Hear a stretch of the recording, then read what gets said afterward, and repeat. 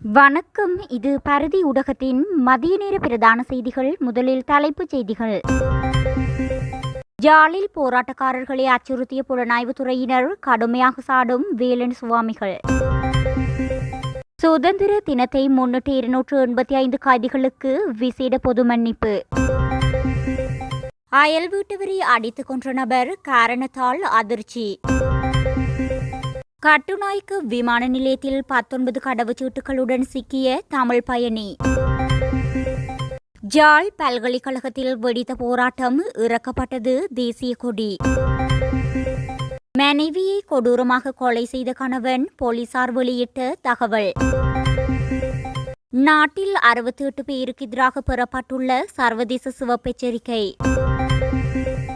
விரைவில் கோட்டாபய ராஜபக்ஷ கைது, அம்பலப்படுத்திய கம்மன் பில.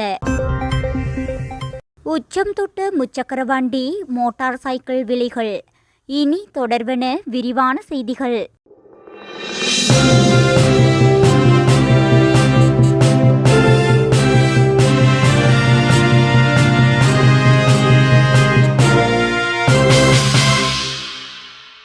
எந்த அரசு ஆட்சிக்கு வந்தாலும், யார் ஜனாதிபதியாக வந்தாலும், இன அழிப்பு விடயத்திலே அனைவரும் ஒரே நிலைப்பாட்டில் தான் உள்ளனர் என வேலன் சுவாமிகள் கடுமையாக சாடியுள்ளார்.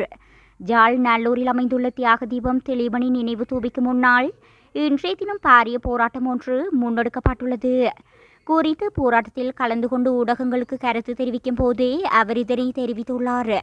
இது தொடர்பில் மேலும் கருத்து தெரிவித்த அவர், நாங்கள் எங்கள் உரிமைக்காக இன்று முன்னெடுத்துள்ள இந்த போராட்டத்தின் போது காவல்துறையினர் மற்றும் புலனாய்வுத்துறையினர் அனைவரும் எங்களை சுற்றி நின்று அச்சுறுத்தி கொண்டிருக்கின்றனர்.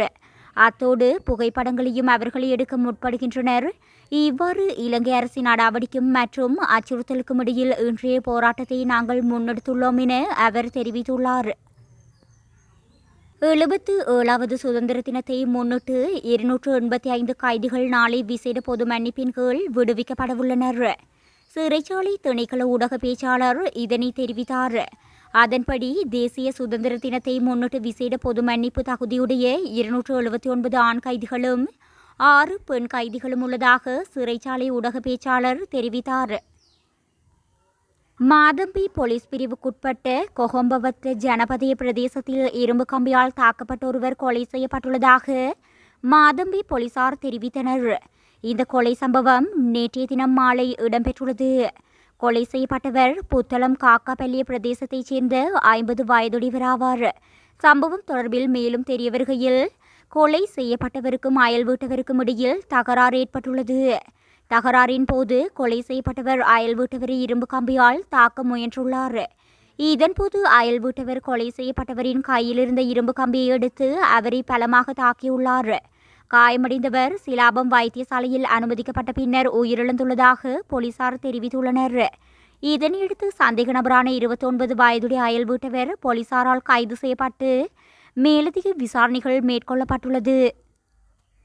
வெளிநாட்டு விமான பயணியொருவர் கட்டுநாயக்க விமான நிலையத்தில் வைத்து கைது செய்யப்பட்டுள்ளார். சந்தேக நபரான வெளிநாட்டவர் அதிகாரிகளுக்கு தெரியாமல் விஸ்கி போத்தல்களை விமான நிலையத்திலிருந்து கொண்டு செல்ல முயற்சித்துள்ளார். எனினும் விமான நிலைய குற்ற புலனாய்வுத்துறையின் அதிகாரிகள் குழுவினால் சந்தேக நபர் கைது செய்யப்பட்டார். 42 வயதான குறித்த நபர் இந்தியாவின் சென்னையில் வசிப்பவர் என தெரியவந்துள்ளது. சந்தேக நபர் நேற்று முன்தினம் பிற்பகல் 2 மணியளவில் இந்தியாவின் பெங்களூரிலிருந்து ஸ்ரீலங்கன் ஏர்லைன்ஸ் விமானம் UL 1174 மூலம் கட்டுநாயக்க விமான நிலையத்தை வந்தடைந்துள்ளார். சந்தேக நபரின் பொதியை சோதனையிட்ட போது 19 இலங்கை கடவுச்சீட்டுகள் கண்டுபிடிக்கப்பட்டன. சம்பவம் குறித்து விரிவான விசாரணைகள் இடம்பெற்று வருகின்றன.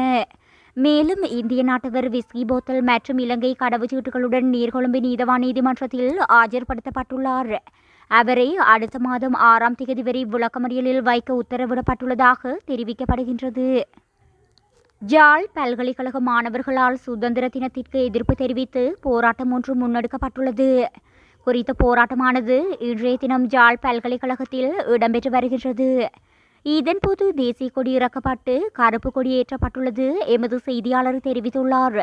நாட்டின் பல பகுதிகளிலும் சுதந்திர தின நிகழ்வுகள் நடைபெற்று வரும் நிலையில் தமிழர் செறிந்து வாழும் வடக்கில் பாரிய போராட்டங்கள் இடம்பெற்று வருகின்றது.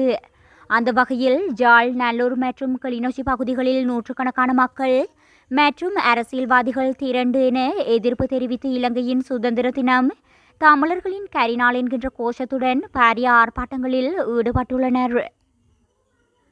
கண்டி நாவலப்பிட்டியில் மனைவியை கூர்மையான ஆயுதத்தால் தாக்கி கொலை செய்த கணவன் இன்றைய தினம் காலை போலீசாரிடம் சரணடைந்துள்ளதாக போலீசார் தெரிவித்தனர். நாவலப்பட்டி செம்ரோக் பகுதியில் வசித்து வந்த 3 பிள்ளைகளின் தாயான காயானி தில்ரோக்ஷி குமாரி என்ற 46 வயதுடையவரே இவ்வாறு கொலை செய்யப்பட்டுள்ளார். தனது மகளின் வீட்டில் உறங்கிக் கொண்டிருந்த நிலையில் வீட்டுக்குள் ரகசியமாக புகுந்த கணவன் படுகொலை செய்ததாக மகளால் போலீசில் முறைப்பாடு செய்யப்பட்டுள்ளது. கொலை செய்யப்பட்ட பெண்ணுக்கும் கணவனுக்கும் இடையில் முரண்பாடுகள் காரணமாக சில காலம் பிரிந்திருந்த நிலையில் இன்று அதிகாலை கொலை செய்யப்பட்டுள்ளார். தந்தையின் தாக்குதலில் இருந்து தாயை காப்பாற்ற முயன்ற மகளும் காயமடைந்துள்ளதாக போலீசார் தெரிவித்துள்ளனர்.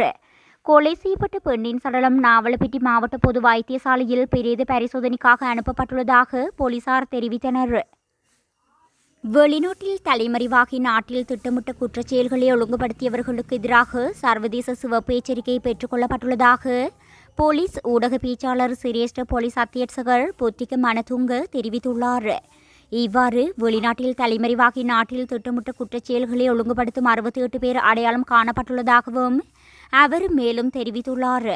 இதுகுறித்து அவர் மேலும் தெரிவித்ததாவது, கடந்த ஞாயிற்றுக்கிழமை துபாயில் 3 கைது செய்யப்பட்டுள்ளதாக அந்த நாட்டு பாதுகாப்பு அதிகாரிகள் எமக்கு அறிவித்துள்ளனர். எனவே குறித்த சந்தேக நபர்களை நாட்டுக்கு அழைத்து வந்து அவர்களுக்கு எதிராக சட்ட நடவடிக்கை எடுக்கவுள்ளோம். இதற்கமைய திட்டமிட்ட குற்றச்செயல்களுடன் தொடர்புடைய 5 துப்பாக்கிச்சூட்டு சம்பவங்கள் பதிவாகியுள்ளன. அதேபோன்று இதர காரணங்களால் மேலும் 6 துப்பாக்கிச்சூட்டு சம்பவங்கள் பதிவாகியுள்ளன. எவ்வாறாயினும் இந்த துப்பாக்கிச்சூட்டு சம்பவங்களுடன் தொடர்புடையவர்களை கைது செய்ய போலீசார் விசேட நடவடிக்கைகளை மேற்கொண்டிருந்தனர். அத்துடன் இந்த குற்றச்செயல்களுடன் தொடர்புடைய சந்தேக நபர்கள் 20 பேர் இதுவரை கைது செய்யப்பட்டுள்ளனர். இதன்போது ஒரு கைத்துப்பாக்கி, 3.56 ரக துப்பாக்கிகள் மீட்கப்பட்டுள்ளன. மேலும் அண்மையில் கல்கிசை பகுதியில் மேற்கொள்ளப்பட்ட துப்பாக்கி பிரயோகத்துடன் தொடர்புடைய சந்தேக நபர்கள் மற்றும் அதற்கு பயன்படுத்தப்பட்ட துப்பாக்கியையும் மீட்கப்பட்டிருந்தது என தெரிவிக்கப்பட்டுள்ளது. உயிர்த்த ஞாயிறு தாக்குதலை மையமாக கொண்டு முன்னாள் புலனாய்வுத்துறை பணிப்பாளர் சுரேஷ் சாலே மற்றும் முன்னாள் ஜனாதிபதி கோட்டாபய ராஜபக்ஷ ஆகியோரை கைது செய்யும் திட்டம் தீட்டப்படுவதாக பிவித்துறைகள உரிமைய கட்சியின் தலைவர் உதய கம்மன்பில தெரிவித்துள்ளார்.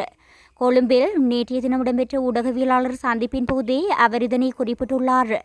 இது தொடர்பில் அவர் மேலும் தெரிவிக்கையில், உயிர்த்த ஞாயிறு தாக்குதலின் பின்னணியில் சூத்திரதாரி இருப்பதாகவும் அவரை கைது செய்ய நடவடிக்கை எடுப்பதாகவும் கூறியே குறித்த அரசாங்கம் ஆட்சிக்கு வந்தது என்பதை அனைவரும் அறிவர்.